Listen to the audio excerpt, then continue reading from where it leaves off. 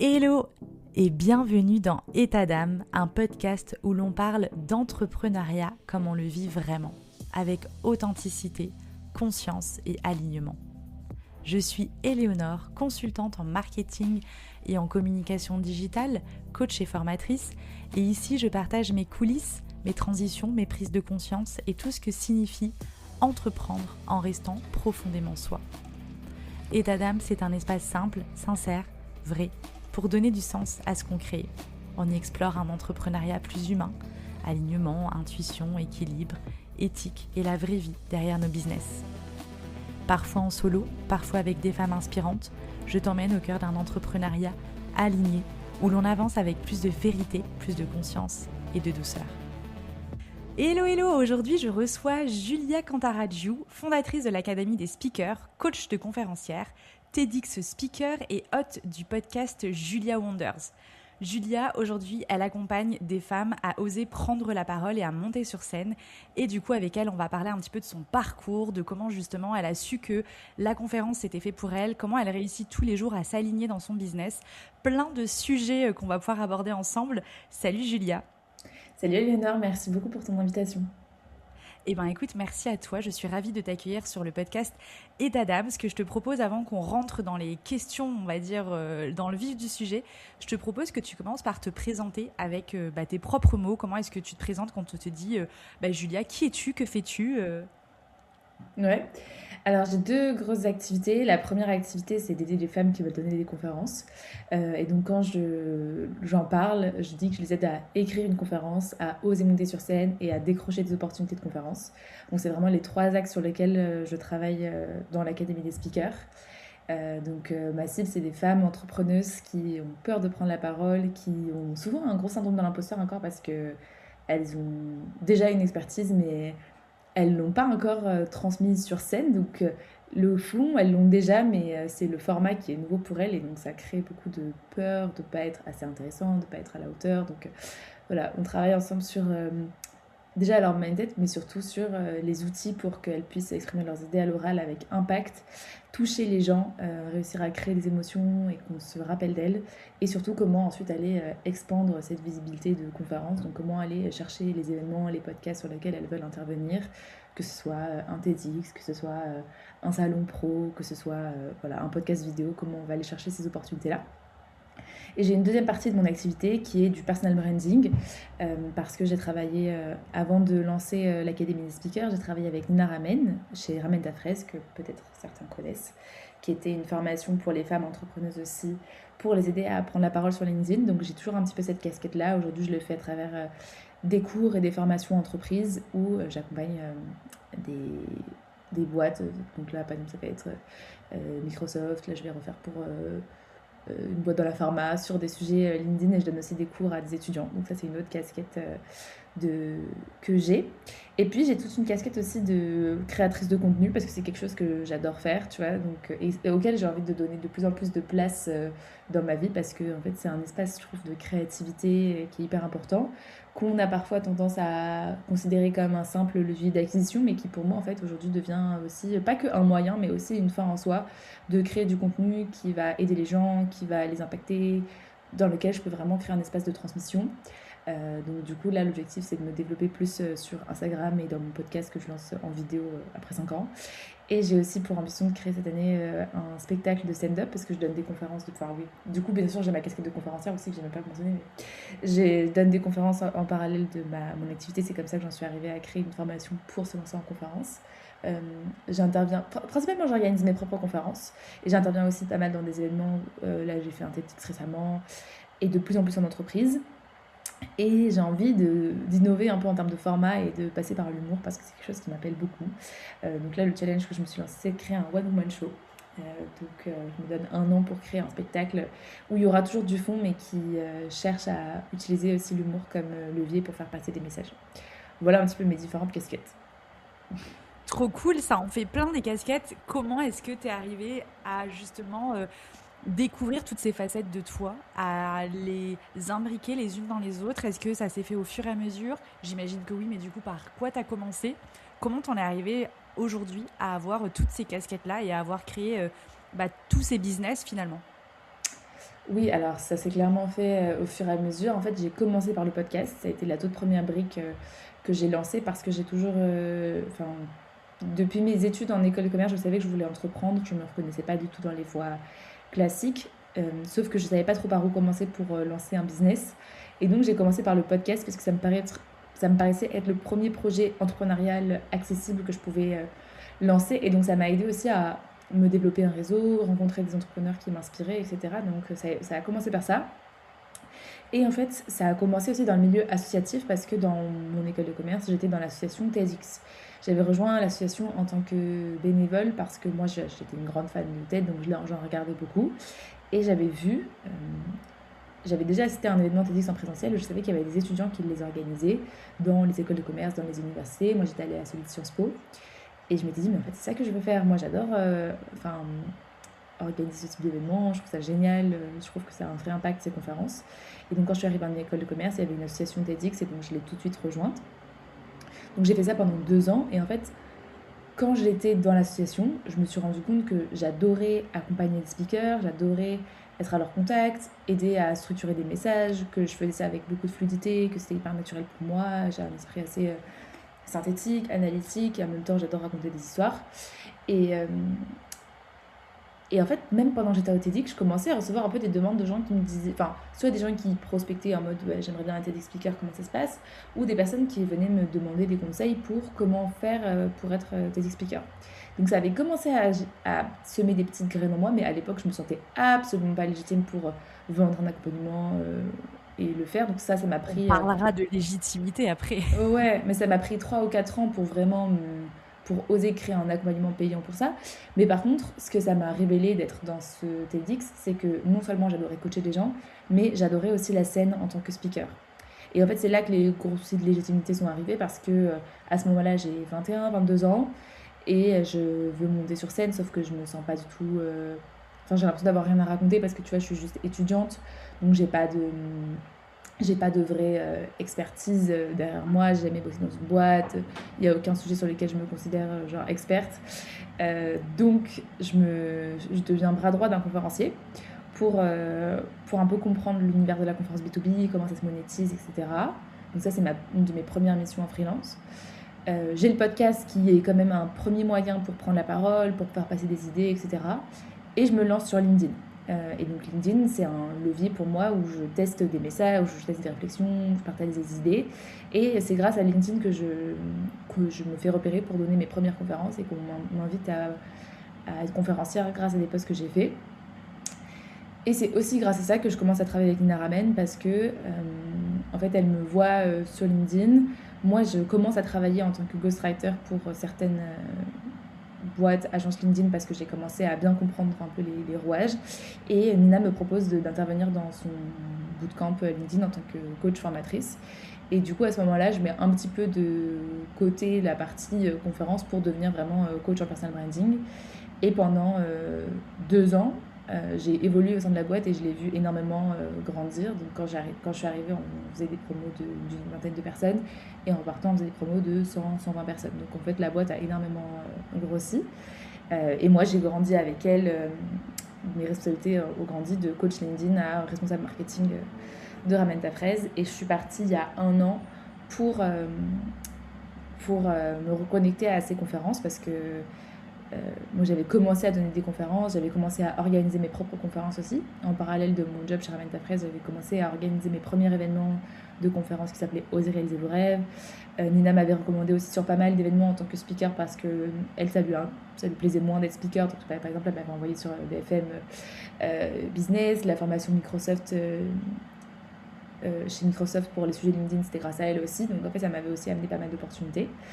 Et donc il y a 1 an, je me sentais plus très alignée sur les sujets uniquement LinkedIn. Je sentais que déjà c'était trop épuisant pour moi à la croissance et que j'avais profondément envie de donner plus de conférences, d'avoir plus de temps pour donner des conférences et que je pouvais aussi potentiellement accompagner les gens pour faire ça. Ça, je l'ai compris après être partie, mais voilà. Et donc j'ai créé l'Académie de Speaker. Et donc j'ai gardé le podcast tout du long. Enfin, pendant ces 5 ans, j'ai fait des pauses, j'ai fait un peu des on-off du podcast. Et l'activité de personal branding, bah, en fait, je le fais plus en B2C, c'est-à-dire j'accompagne plus des entrepreneurs là-dedans. Mais c'est toujours quelque chose que j'ai envie de garder en B2B parce que ça me nourrit quand même cette partie d'une des cordes que j'ai à mon arc. Donc pour l'instant, je le garde, on verra pendant combien de temps. Mais LinkedIn reste mon terrain de jeu principal pour mes conférences et pour mon activité de l'Académie des speakers. Donc voilà un petit peu la longue histoire de comment toutes ces casquettes se sont entremêlées. Comment t'en es arrivée là? Et comment t'as su, du coup, il y a un an que t'étais plus alignée? C'est quoi? C'est des signes physiques? Enfin, comment est-ce que tu te dis à ce moment-là, là, ça va plus, je suis plus alignée avec ça? En fait, c'est pas ma tête, c'est mon corps qui m'a dit. C'est même pas moi qui l'ai remarqué, c'est Nina qui m'a dit. En fait, je venais de signer mon CDI après un an d'alternance et quelques mois en freelance. Et Nina m'a dit, bah, en fait, je me sentais très fatiguée des challenges qu'on organisait, parce qu'on organisait des énormes événements, il y avait 6000, 7000 femmes inscrites. On passait 3 mois à les organiser, donc les gens adoraient ça, enfin les femmes adoraient ça parce qu'on faisait un truc hyper quali. Mais moi, je mettais énormément de pression, parce qu'on avait des enjeux de répondre aux attentes, mais surtout aussi des enjeux commerciaux. Et, et en fait, après un challenge, enfin même pas, en fait en retour de vacances, genre Noël 2024, retour de vacances en janvier 2025, je prends vraiment mes fonctions de responsable marketing. Parce qu'en fait, j'avais signé mon CDI, mais pour le moment, je n'étais pas vraiment responsable. J'avais plutôt un poste de chargé de marketing où je ne prenais pas toutes les décisions seule. Et j'étais beaucoup dans l'opérationnel, en fait. Ce qui a changé, c'est qu'au début, j'étais beaucoup au contact des clientes. Je faisais du coaching LinkedIn, je faisais du closing, donc je créais moi-même les contenus. Donc, tu vois, j'avais beaucoup de choses où j'étais dans le faire et j'adorais faire ça et j'étais au contact avec les gens. Et puis, quand la boîte a grossi, je suis passée plus manager. Donc, là, c'est faire. C'est le même rôle, en fait. Et c'est pas du tout le même rôle, exactement. Et du coup, là, je me suis sentie beaucoup moins à ma place, je me suis sentie beaucoup moins épanouie. Et Nina, elle a senti, elle m'a dit, j'ai l'impression que tu es capable de faire ce pas d'après, mais que tu n'en as pas envie.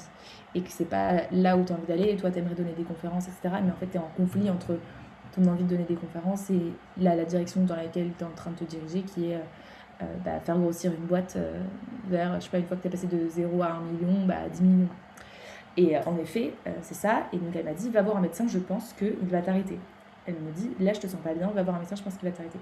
Et donc en effet, je vais voir un médecin ce jour-là. Elle m'a dit, prends ton après-midi, ne va pas bosser là cet après-midi, tu vas voir un médecin. Et en effet, donc le médecin m'arrête pendant 2 semaines. Donc premier choc parce que je me dis, moi je me sentais pas spécialement malade dans le sens où j'étais fatiguée de ce challenge. Mais tu vois, je rentrais de 2 semaines de vacances, ça faisait à peine 2 semaines que j'avais repris le travail. Et elle me dit, pars en arrêt maladie, tu vois.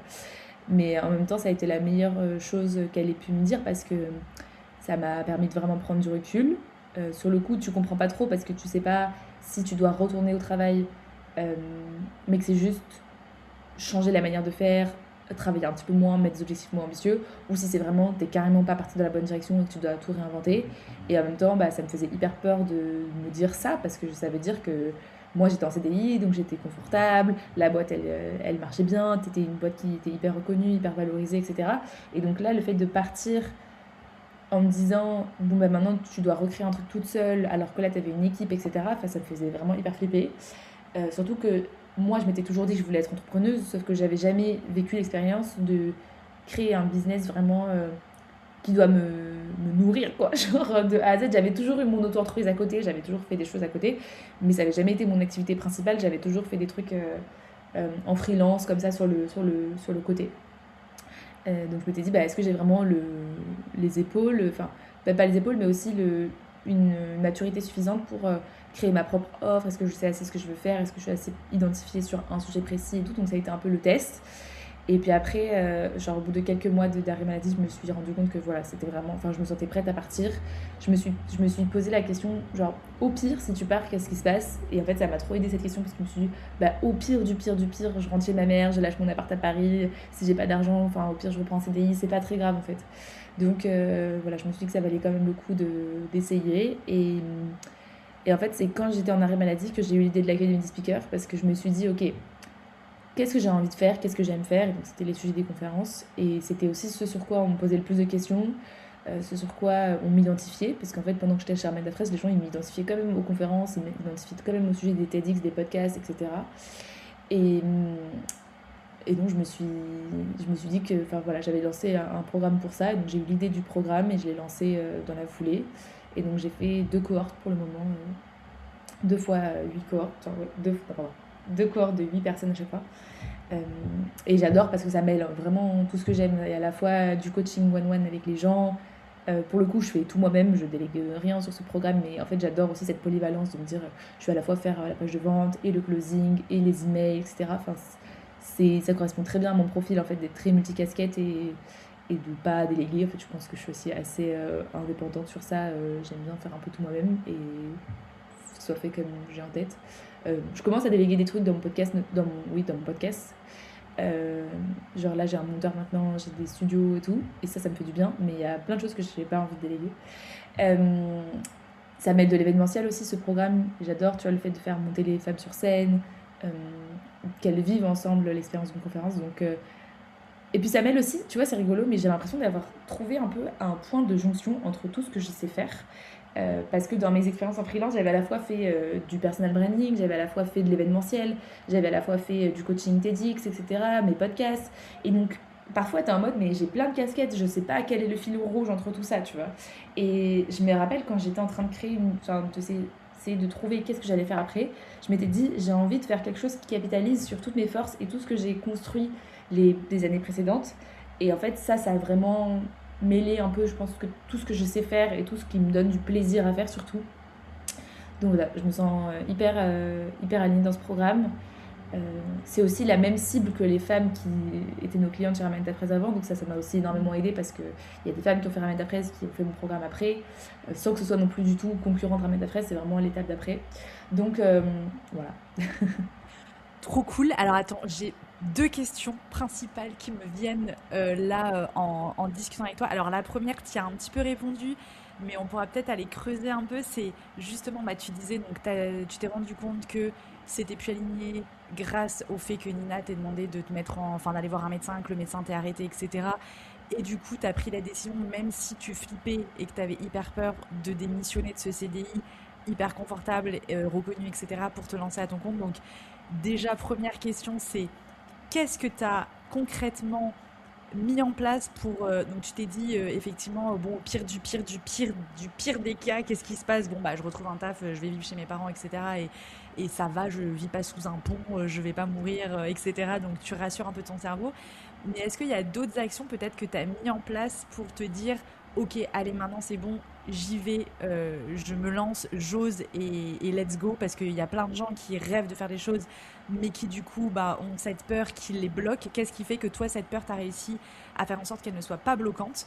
Et deuxième question, avant que j'oublie, désolée, je te pose deux questions en une, mais c'est euh, comment alors, comment est-ce qu'aujourd'hui tu arrives à garder ton équilibre justement entre t'as un job passion qui t'éclate, mais en même temps, il faut pas que tu retombes dans ce stress parce que j'imagine que tu as frôlé le burn-out quand tu t'as été arrêté par le médecin. Donc, qu'est-ce que tu mets en place aussi de ton côté pour préserver ta santé mentale, préserver bah, ton équilibre de vie et ne pas retomber dans tes mauvais travers, entre guillemets, de trop travailler, d'être stressé, etc.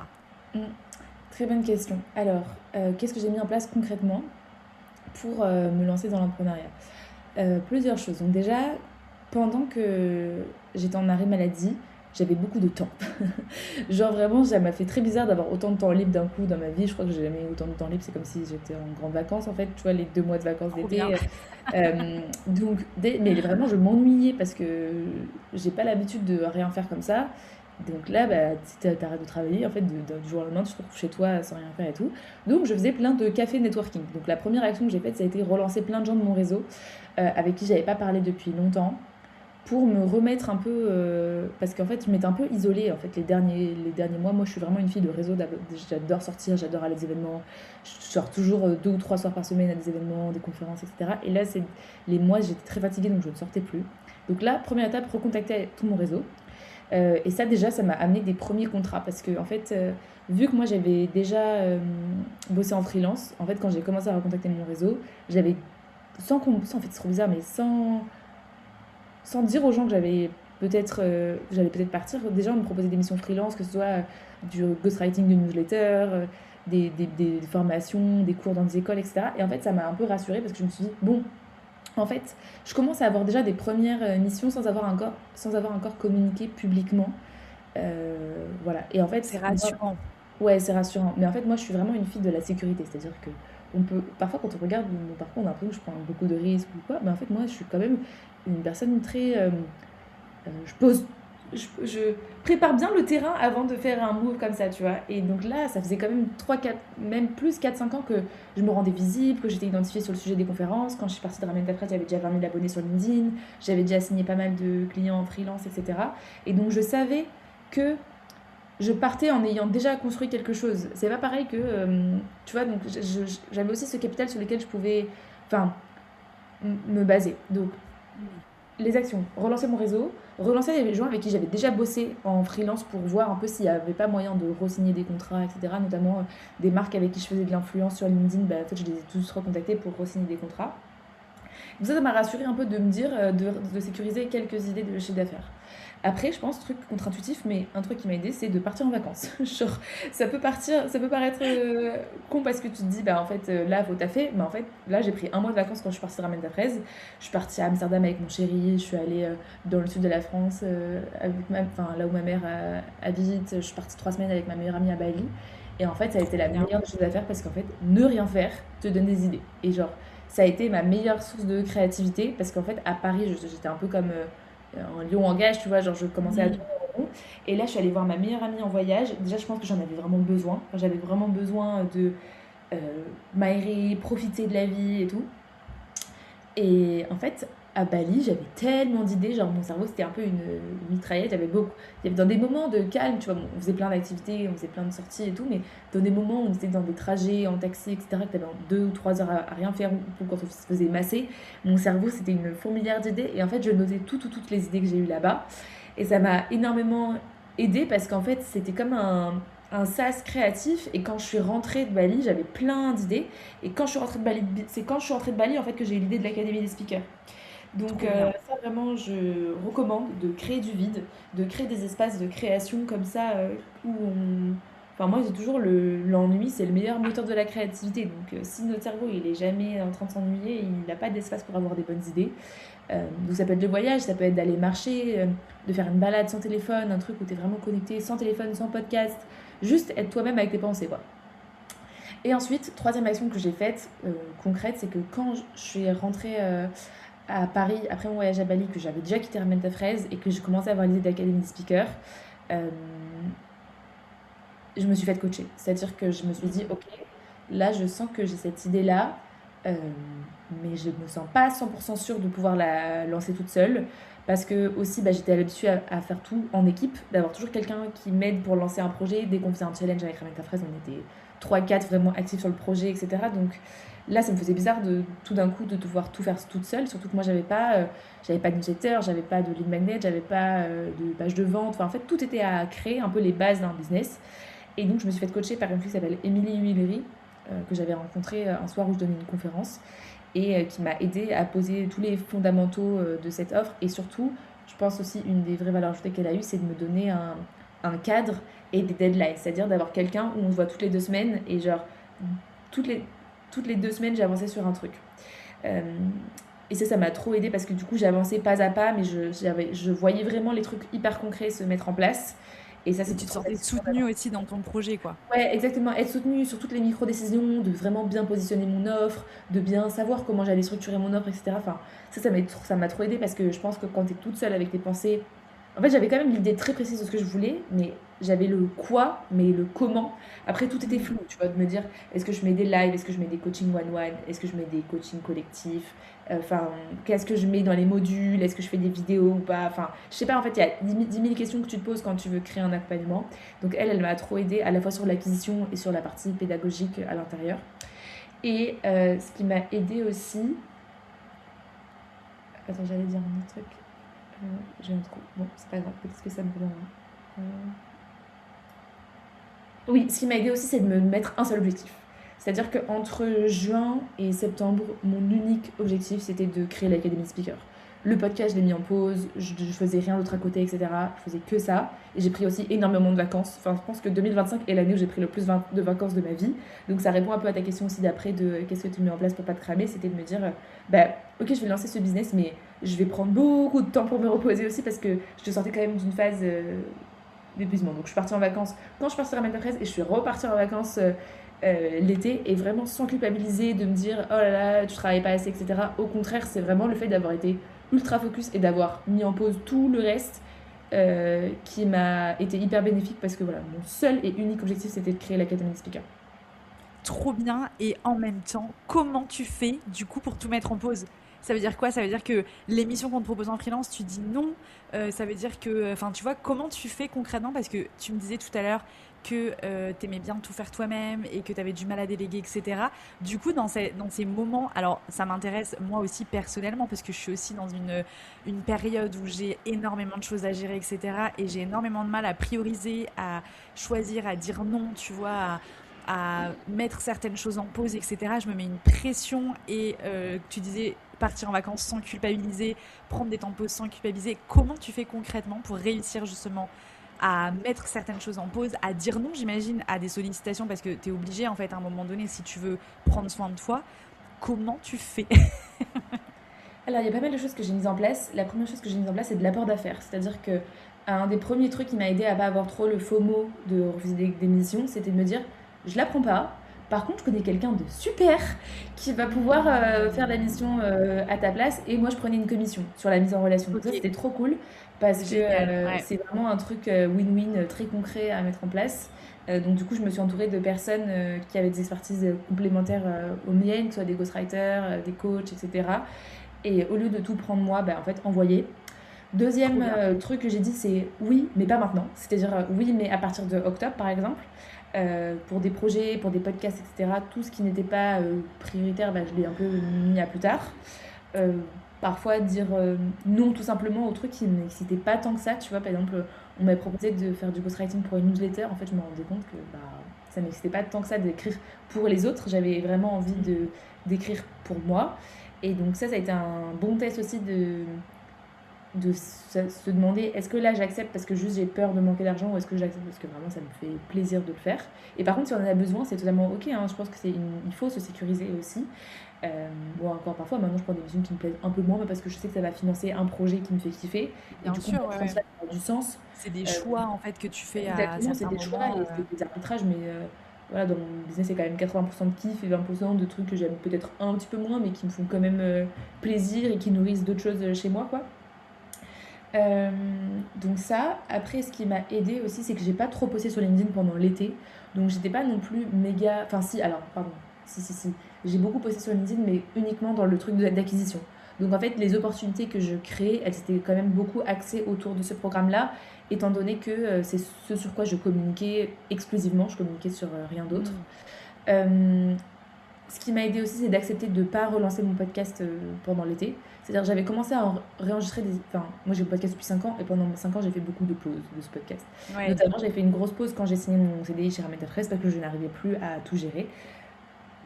Et je voulais reprendre le podcast dès que je suis partie de Rameta Fraise en juin, enfin en mai-juin, en me disant, bon, bah, genre, mois 1, tu sais, dans ma tête, j'étais informée. Mois 1, je lance un programme, mois 2, je reprends mon podcast. Mais en fait, non, relancer un programme, déjà, ça m'a pris 3 La mois. théorie et la pratique. Ah oui, non, mais vraiment, relancer un programme, ça m'a pris 3 mois. Bon, c'était pas à temps plein parce que je partais beaucoup en vacances, mais en fait, mon cerveau avait besoin d'être focus sur une seule chose et que toutes mes pensées aillent autour de ça.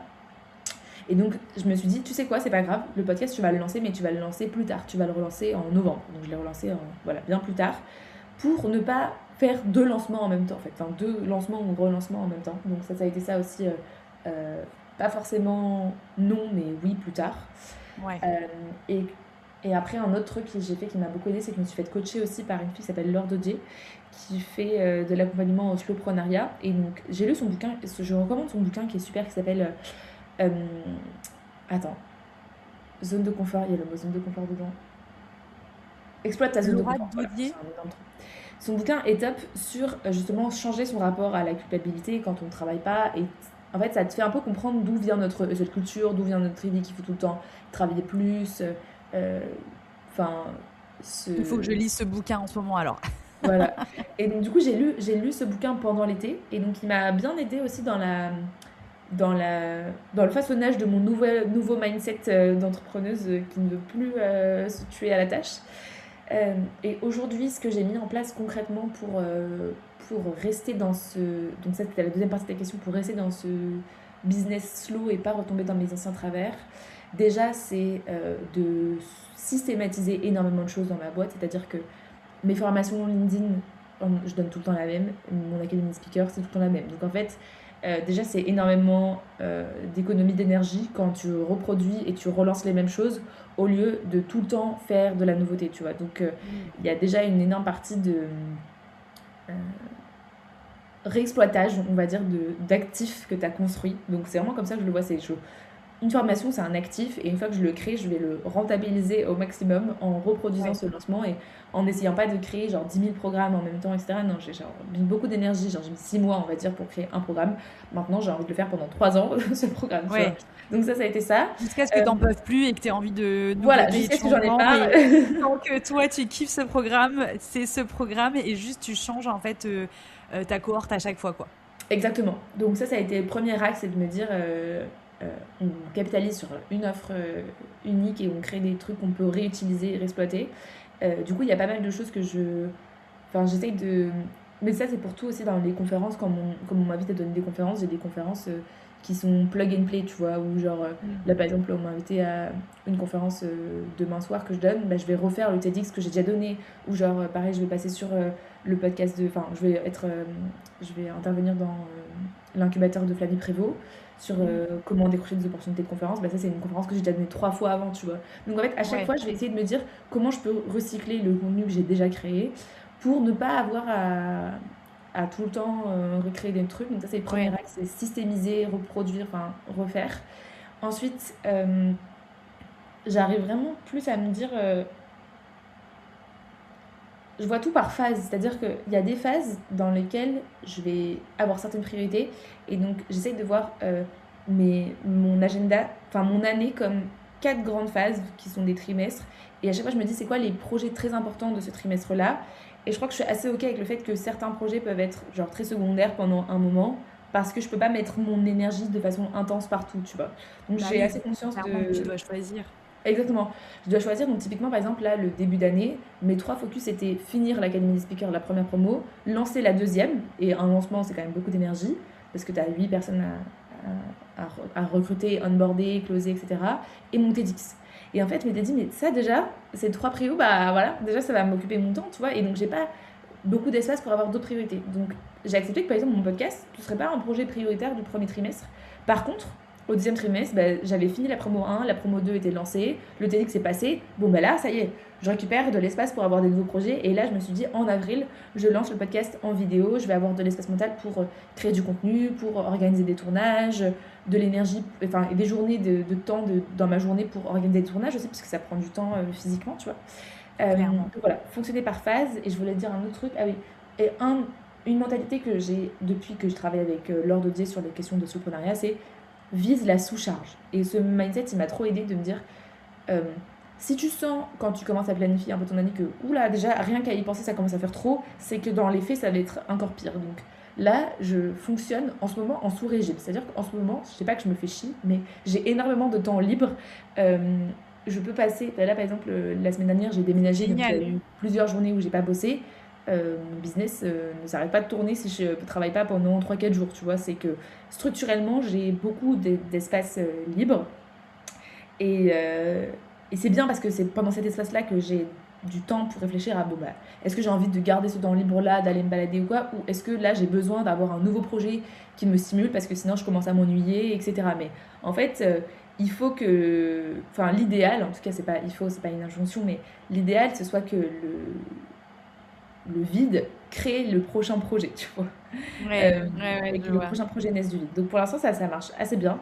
Parce que, en fait, pour moi, c'est très important de continuer à fonctionner comme ça, parce que je sais que je paye encore les séquelles de mon burn-out de l'année dernière, qui n'était pas un vrai burn-out dans le sens où j'en suis pas arrivée au stade de l'effondrement, mais que quand tu as vécu des phases de fatigue comme ça, ton corps, je sais pas s'il a des carences, mais en fait, ton système nerveux, il sait que tu as vécu des trucs comme ça, et donc tu peux pas repartir en mode rien ne s'est passé.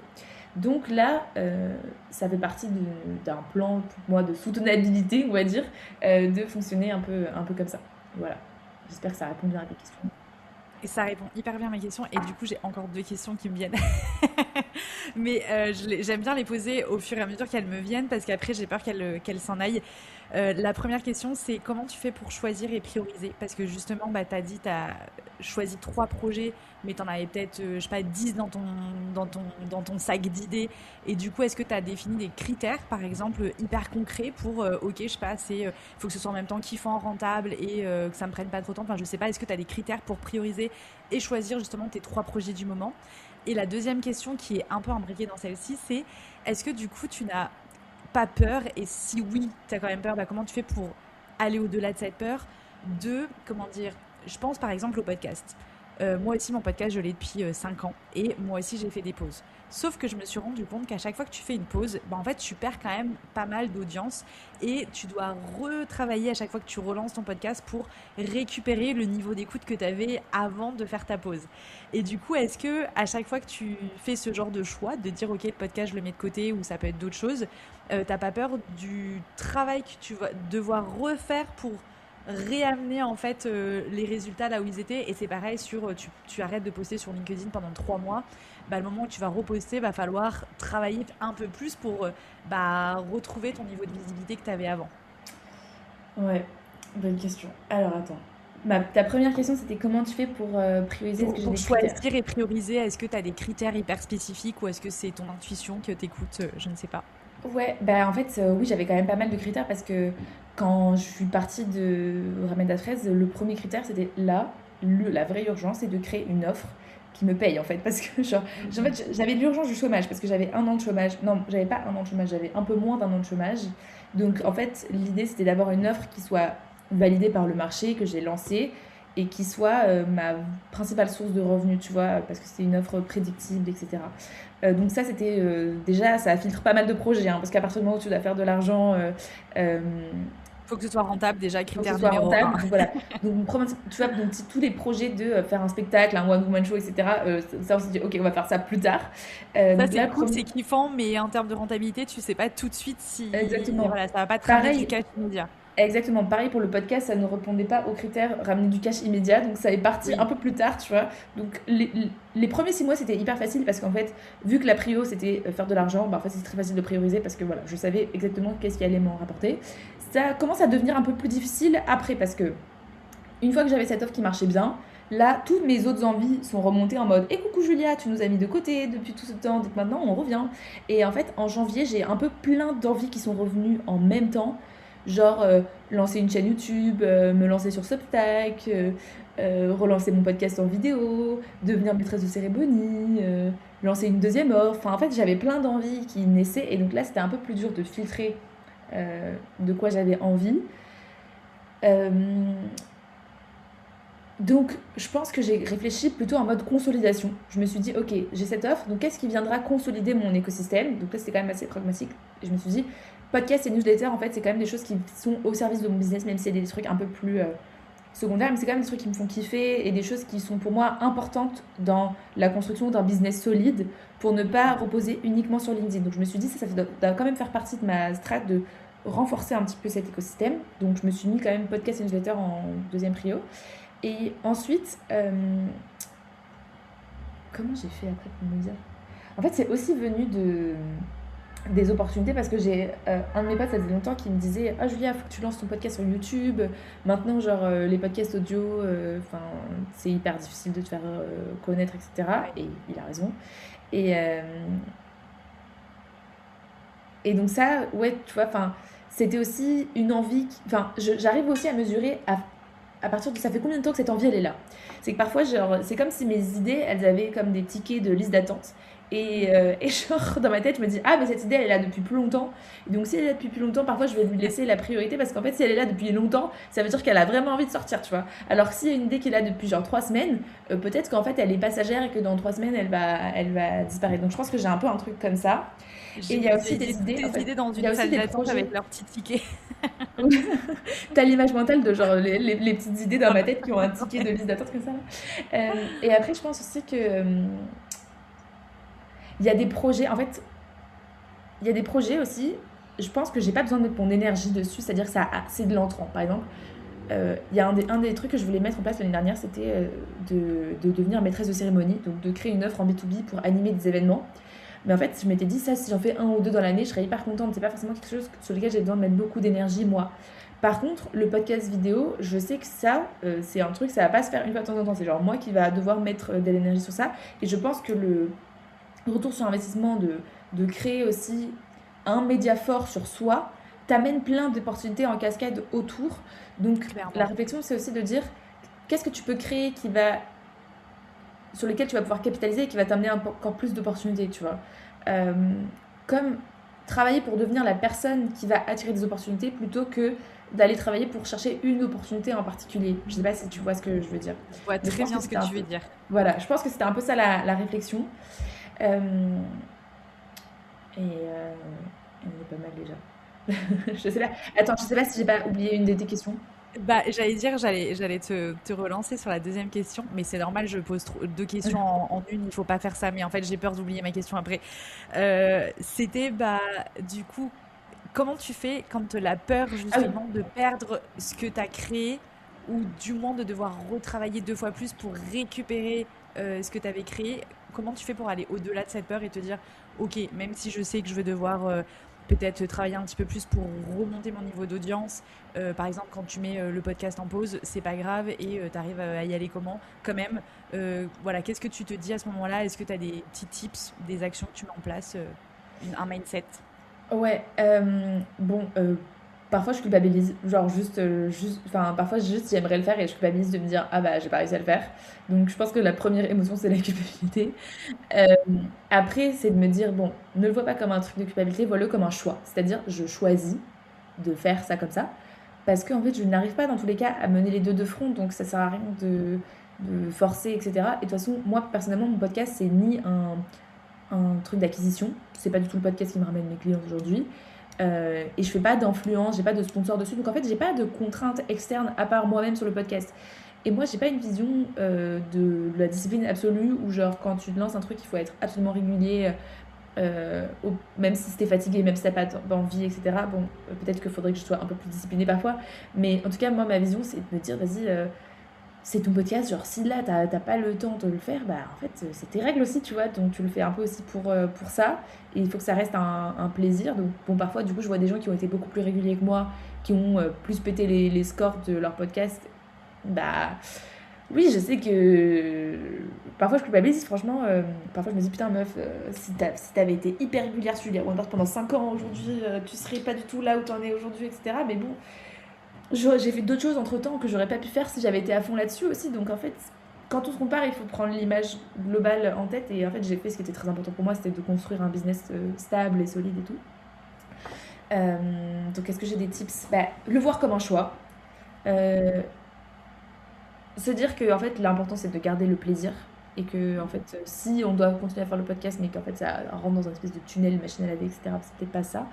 Un truc qui m'a aidé aussi c'est de penser au podcast en saison. C'est des podcasteurs qui pensent un peu comme ça, de dire en fait au lieu de voir ton podcast comme un flow continu, tu fais des saisons de genre 10 épisodes, donc tu sors 10 épisodes, ensuite tu fais une pause et tu ressors 10 épisodes, etc. Et en fait tu peux communiquer sur le podcast en attendant les deux saisons, tu vois, rien ne t'empêche de faire de la com, etc. Donc ça peut un peu diminuer, enfin réduire un peu le pic d'écoute, mais au moins t'as pas la pression de sortir des nouveaux épisodes, tourner, etc. Et après, sur la partie LinkedIn, en fait, sur LinkedIn, je me suis rendu compte que quand je faisais des posts de 3 mois, en fait, les gens y revenaient. J'ai pas. Alors, à l'année, forcément, j'ai moins de vues parce que bah, j'ai des phases où j'ai pas posté pendant 3 mois, donc ça va pas accumuler de la visibilité. Mais en fait, Oui, mon, forcément. mon engagement, au bout d'un moment, il revenait. Donc, pas sur le podcast, mais sur LinkedIn, oui. Mon acquisition, elle revenait. J'avais et donc en fait, je me dis, ok, bah en fait, la Terre ne s'arrête pas de tourner si je pars de LinkedIn pendant 3 mois, tu vois. Au contraire, j'ai même eu parfois plus d'engagement parce que je suis revenue avec des meilleures idées. En fait, typiquement, quand j'ai arrêté de poster pendant 3 mois, pendant mon arrêt maladie, quand je suis revenue sur LinkedIn, j'ai fait un post pour parler de mon arrêt maladie. Et ça a été mon post le plus viral ever. Il a fait, je Bah crois, oui. 1800 likes. Et, Ah oui. et donc parfois aussi, enfin, j'ai pas ressenti la pénalisation de l'algo, tu vois. Donc LinkedIn, c'est plus facile que le podcast, j'ai trouvé. Ouais. Podcast là, c'est dur là. Là, les audiences, c'est difficile, mais je continue parce que j'essaie de voir le kiff dans le chemin et plutôt que dans les écoutes. Et encore une fois, j'ai pas d'enjeu d'acquisition, donc je me dis bon. Je le vois plus comme un projet à très long terme qui me met du temps avant de vraiment percer et qui m'apporte d'autres choses que des écoutes. Ouais, ok, trop cool. Ouais, c'est un changement de mindset en fait, je pense, par rapport aux différents outils que tu utilises. Et c'est vrai que tu vois, moi c'est pareil, comme toi, le podcast, des fois je me dis, ah putain, fais chier, voilà, j'étais à un certain nombre d'écoutes et là je suis redescendue parce que j'avais fait une pause, etc. Et en fait, je me dis, oui, mais en vrai, le podcast, tu le fais par plaisir d'abord en fait. La première chose que tu t'es dit quand tu as lancé ton podcast, c'est de te dire, enfin voilà, moi c'est ce que je m'étais dit, c'est je vais lancer mon podcast parce que pendant longtemps j'ai écouté des podcasts avant de me lancer à mon compte et ça m'a énormément aidé. Et j'ai à mon tour envie d'aider d'autres personnes en partageant ce que je vis, en documentant, en rencontrant des personnes, en leur posant des questions qui moi m'intéressent, en me disant, bah, si moi ça m'intéresse, ça va intéresser d'autres gens derrière. Ouais. Et de partager tout ça et de voilà, diffuser, on va dire, des messages qui moi me tiennent à cœur. Et du coup, en fait, je me dis, bah en fait, les stats, on s'en fout en vrai. Enfin, c'est sûr que plus t'as de personnes qui t'écoutent et mieux c'est parce que plus du coup tu diffuses le message que tu as envie de diffuser, mais en soi c'est pas la raison principale pour laquelle tu crées ton podcast. Et je pense que quand tu reviens à ça, bah, en fait tu dis en fait voilà, c'est cool, je le fais d'abord pour le plaisir. Et après dans tous les cas, comme tu dis, tu sais très bien que d'avoir un média qui t'appartient, sur lequel tu prends la parole, ou quand les gens t'écoutent, ils créent un lien de confiance hyper fort avec toi. Et ben derrière forcément ça t'apporte des opportunités, même si ça se mesure pas physiquement, et même si l'impact il n'est pas immédiat, et c'est comme tu dis souvent sur du long terme, du très long terme parfois. Mais du coup effectivement c'est un changement de mindset à avoir par rapport à tout ça quoi. Mm. Mais trop vrai, hein. Enfin, ça paye forcément d'une certaine manière et c'est peut-être plus difficile à mesurer que des leads ou des vues, etc. Mais je suis convaincue que ça apporte plein d'autres choses. Carrément. Et pour en revenir sur la partie conférence, qui est un sujet qui m'intéresse aussi beaucoup, j'ai aussi deux questions en une. C'est d'abord quand on revient au tout début, donc tu nous as parlé un petit peu de ce sentiment d'illégitimité. Donc bah voilà, comment la première fois que tu as pris la parole en public, tu as fait pour te dire bah, en fait même si j'ai peur, j'y vais quand même. Et du coup, si tu as des petits tips à nous partager par rapport à ça pour les auditrices, les auditeurs qui ont le rêve de devenir aussi conférenciers et qui ont peut-être peur, qui savent pas trop par où commencer. Et la deuxième question qui va aussi avec celle-ci, c'est comment tu as fait pour choisir en fait les thématiques de tes premières conférences quand tu as pris la parole, et comment aujourd'hui tu continues de choisir les thématiques de tes conférences. Tu nous as dit qu'effectivement il y avait des conférences un peu signatures que tu avais et que tu allais pouvoir réutiliser dans certains cas, mais du coup voilà, les premières fois, comment tu as fait pour te dire ok, c'est sur ce sujet-là que je vais créer une conférence, et comment tu fais aujourd'hui encore pour continuer de choisir, hein, encore une fois, les thématiques que tu as envie de partager. Ouais, alors la toute première conférence, ce qui m'a aidé à me sentir légitime, c'est que déjà, on m'a proposé. C'est-à-dire que c'est quelqu'un qui est venu vers moi pour me proposer. Donc déjà, il y a ce côté un peu validation extérieure de me dire, bon, bah, si on vient me chercher pour ça, c'est qu'il y a quelqu'un qui considère que je suis légitime. Donc parfois, la confiance, elle vient par procuration. Et c'est pas nous-mêmes qui avons confiance, c'est les autres qui nous donnent confiance. Ensuite, ce qui m'a aidé, c'est que j'avais fait venir ma meilleure amie dans la conférence. Donc ça m'avait trop aidé de la voir avec moi et de savoir qu'elle était là, etc. Par contre, vu que j'étais méga stressée, j'avais fait un format un peu conférence-atelier où je parlais pas trop.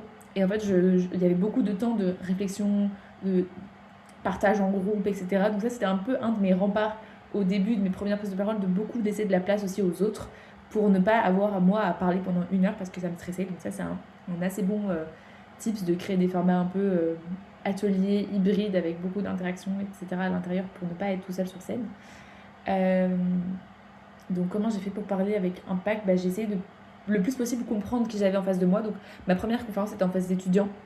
Et du coup, je savais assez bien qu'est-ce qu'ils pouvaient penser et qu'est-ce qu'ils pouvaient se dire parce que bah, moi j'avais le même âge qu'eux en fait. Ce qui était drôle quand j'ai donné ma conférence, c'est que bah, limite les gens en face de moi étaient plus âgés que moi.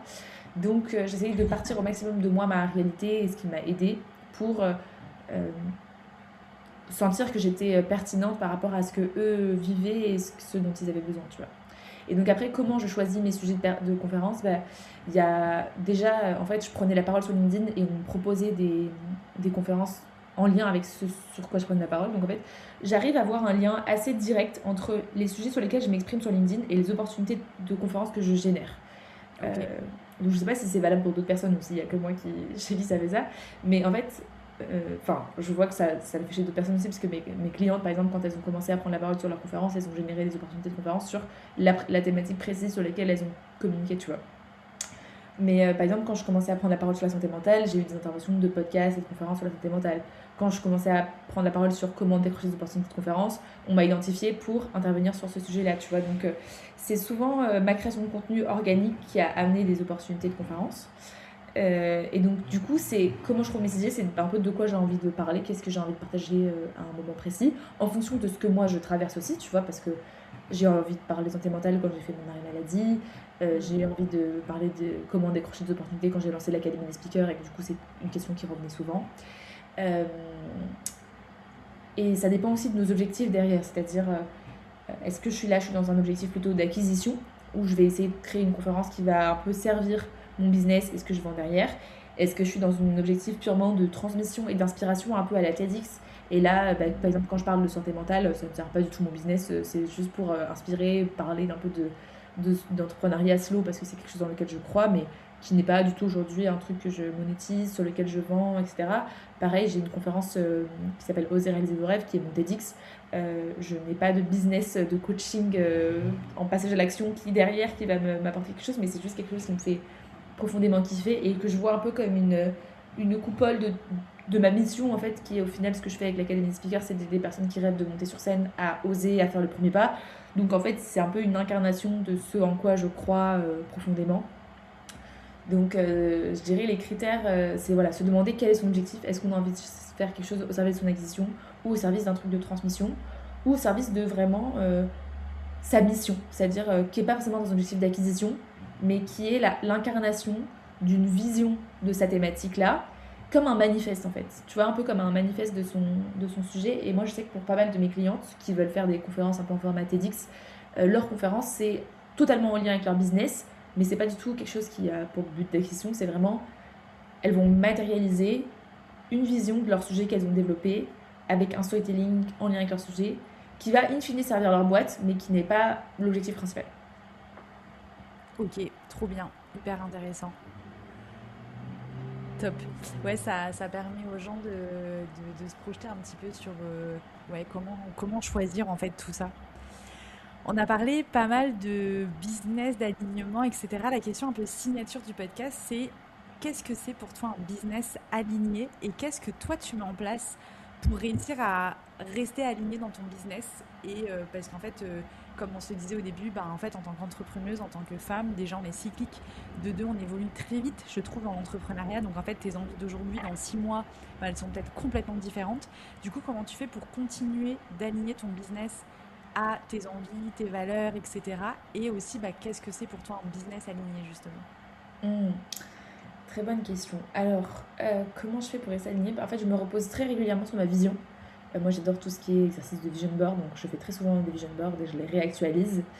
Et je suis assez visuelle, donc j'ai besoin d'avoir des images, de voir concrètement où est-ce que j'ai envie d'aller.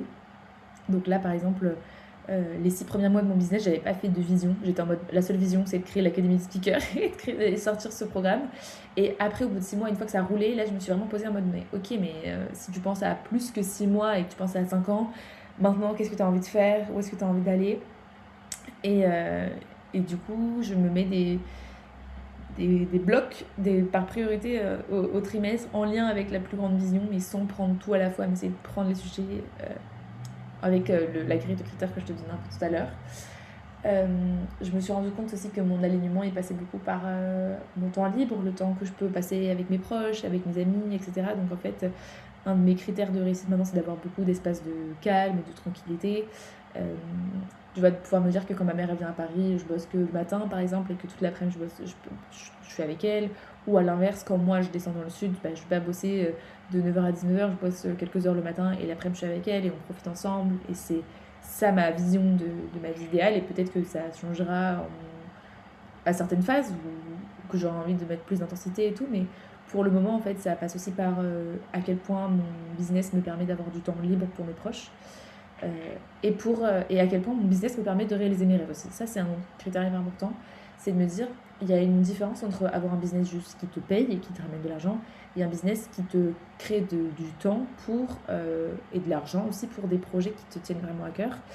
Et moi, par exemple, là, l'objectif de me créer un spectacle de One Woman Show à 1 an, bah, en fait, forcément, pour mener à bien cet objectif, il faut que mon business me laisse assez de temps et d'espace créatif pour que j'ai du temps pour écrire des sketchs, pour aller dans des comédie clubs, etc. Si je suis tout le temps débordée avec des calls tout le temps, je peux pas en fait me poser et écrire des trucs drôles, me former. Là, je fais un stage de cours Florence, ça prend une semaine.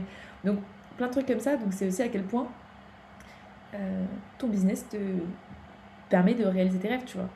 Euh, et, et en tout cas, moi, c'est ça ma vision. C'est aussi comment tu peux créer une structure qui va te créer l'espace et l'argent pour faire ce que tu as envie de faire.